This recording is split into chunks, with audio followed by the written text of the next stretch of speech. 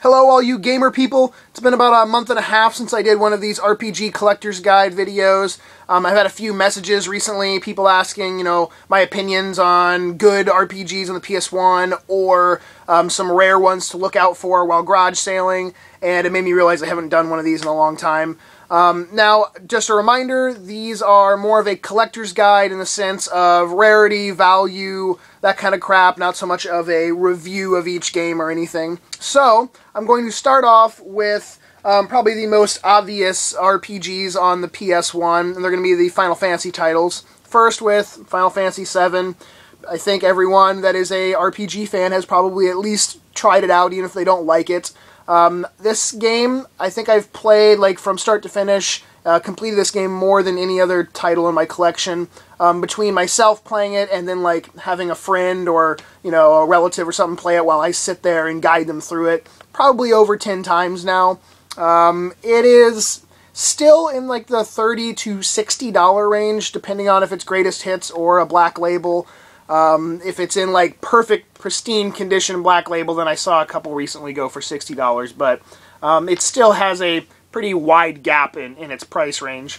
And then, of course, there's Final Fantasy VIII and IX, and there are also other Final Fantasy titles that came out on the PlayStation, mainly quite a few re-releases, and then Final Fantasy Tactics. I own those on other systems. If they didn't really change much to the game, I won't own the same game 2 or 3 times, only if they've added a lot of stuff to it or changed the graphics.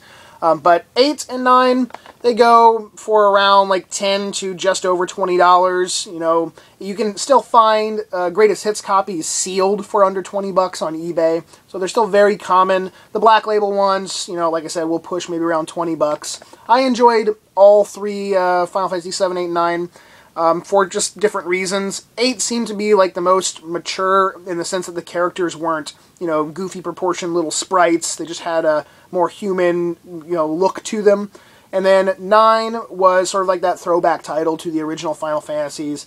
But all 3 of them, I found something to enjoy about them. I loved both of these games a lot. Persona and Persona 2. Now these are definitely pretty uncommon and go for a decent price. Individually, they can jump around between $50 and $80 or more. But together, recently I did see a couple auctions where they went for over $200. Now, Part 2 seems to be a little bit more desirable. I think that might be because people that have played Part 3 and 4 first, on the PlayStation 2, when they've gone back to play these two, they can relate to this one a little bit more. Part 1 is definitely the most different from them all. There are sections of the game that are in first person.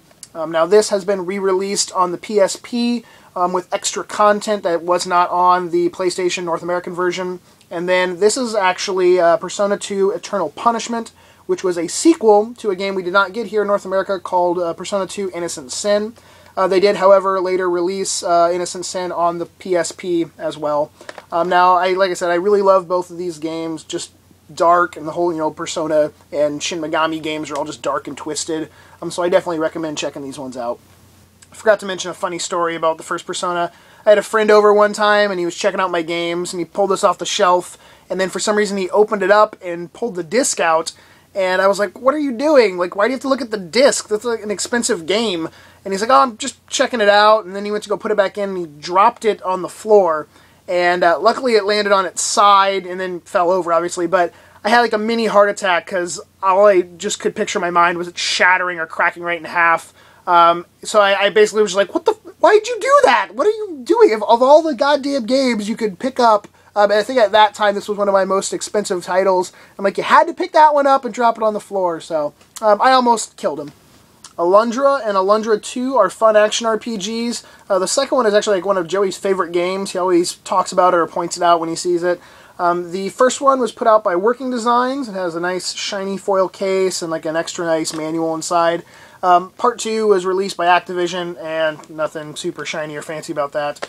The first game can go for around $20 to $40 currently for a complete copy, and Alundra 2 kind of hangs around the $20 level, but definitely very fun, and since they're inexpensive, they're sort of easier ones to pick up towards the beginning of a PlayStation collection for RPG games. Up next is Grandia. This is the first game in the series that continued on to the PS2 and Dreamcast and PC, and there's even a Game Boy Color game in Japan. I liked it quite a bit. It's not very expensive. It's in like the $30 to $40 price range. It's made by Game Arts, the same people that did the Lunar games, so it has sort of a cutesy art style to it, but I liked it quite a bit, and like I said, it's not very expensive. And our last title for this episode is Kaldelka. This is another one in the $30 or $40 price range. It is a horror RPG, or as it says on the back of the box, a gothic horror RPG. I like it quite a bit because there's not a lot of games that fall into that sort of genre, especially on the PlayStation. It is rated M for like blood and gore, so for an RPG to have that in it, it makes it a little bit more unique.